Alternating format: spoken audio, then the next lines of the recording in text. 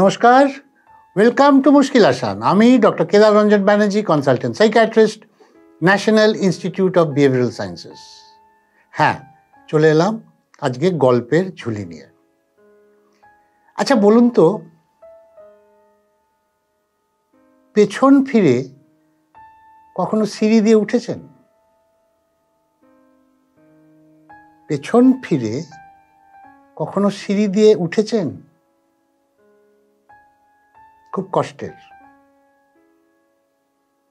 খুবই কষ্টের, এবং অভ্যাস না থাকলে ওঠাও যায় না।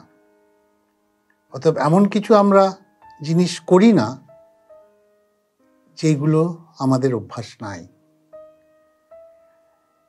এটা দিয়ে আমি শুরু করলাম, তার কারণ আমার ক্লিনিকে যারা আসে অনেক সময় বলে, ডাক্তারবাবু এইটা কিন্তু আমি ভুলতে পারছি না। এখন ভোলার তো কোনো সুইচ নেই যে অফ করে দিলাম আপনি ভুলে গেলেন। বাবার শোক, বাবা মারা গেছে বা স্বামী মারা গেছে বা স্ত্রী মারা গেছে, অনেক সময় আমাদের কাছে আমাদের ক্লায়েন্টরা এসে বলেন, ডাক্তারবাবু আমি ভুলতে পারছি না। তখন আমি এই উদাহরণটা দিই, ভোলার কোনো সুইচ নেই যে আমি অফ করলাম ভুলে গেলাম। কিন্তু আবার এটাও ঘটনা যে ওইটা আমি মনে রেখে আমার দৈনন্দিন জীবনের কাজের কিন্তু হ্যাম্পার হচ্ছে। এটা আমি বুঝছি, তাও এটাকে আমি চার্নিং করছি, ধরে রেখেছি। আজকে যদি এখান থেকে বেরিয়ে আসতে হয়, প্রথম কয়েকদিন একটু কষ্ট হবে, কিন্তু বেরিয়ে আসলে আমরা কিন্তু অনেকটা ফ্রি হতে পারবো, আমাদের অনেকটা ফুটিয়ে আনতে পারবো, আমাদের লাইফটাকে কনস্ট্রাকটিভ করতে পারবো, যেটা আমাদের পুরনো জিনিসটাকে বেঁধে রেখে দিয়েছে। সেই ভাবনা, সেই চিন্তাগুলোকে আমরা ছেড়ে বেরিয়ে আসতে পারছি না। আজকের গল্পটা এটা নিয়ে। দুই সাধু জঙ্গল দিয়ে যাচ্ছিল, একজন বয়স্ক সাধু আর একজন ইয়ং সাধু। তারা নিজেদের মধ্যে গল্প করতে করতে যাচ্ছে, যাবে দূরে একটা গ্রামে, মাঝখানে একটা নদী পড়বে। সেই নদীর কাছে এসে দেখে খরস্রোতা নদী, জলে টইটুম্বুর, এবং কিভাবে পেরুবে এইটা নিয়ে ভাবছে যখন দুজনে, তখন দেখে একটি ইয়ং মহিলা, সুন্দরী, সেও নদীটা ক্রস করবে বলে দাঁড়িয়ে আছে, কিন্তু কিছুতে বুঝে উঠতে পারছে না কিভাবে সে ক্রস করবে। তো দুই সাধুর মধ্যে যে ইয়ং সাধু, সে কিন্তু আর মহিলার কাছে গেল না,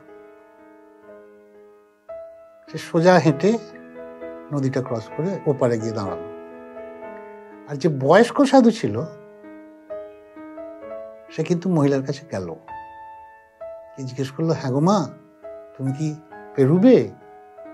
বললো, হ্যাঁ সাধু বাবা আমি পেরুবো, কিন্তু আমি পারছি না, আমার ভয় করছে। তখন সাধু বাবা বললো, দাঁড়াও, বলে ওকে কোলে করলো, করে খুব সাবধানে ধীরে ধীরে ধীরে ধীরে নদীটা পার করে ওকে নামিয়ে দিল। নিয়ে আবার দুজন মিলে হাঁটতে শুরু করলো, দুই সাধুতে। কিছুক্ষণ হাঁটার পর বড় সাধুটা দেখছে ছোট সাধুটার কপালে কিছু ভাঁজ এসেছে, তার মানে ছোট সাধুটা কিছু ভাবছে।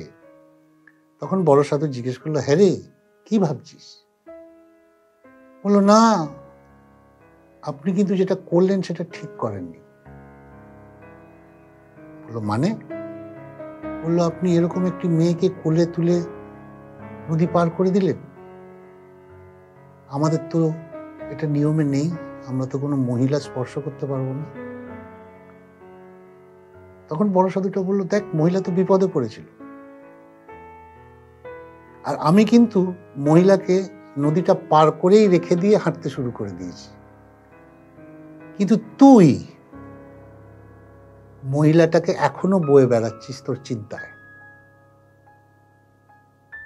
আমি বোঝাতে পারছি গল্পটার মর্মটা কি? গল্পটা খুব ছোট গল্প, কিন্তু আমাদের ওই ছোট সাধুর মতোই আমাদের কিছু চিন্তা আছে যেগুলোকে আমরা নিয়ে বেড়াই।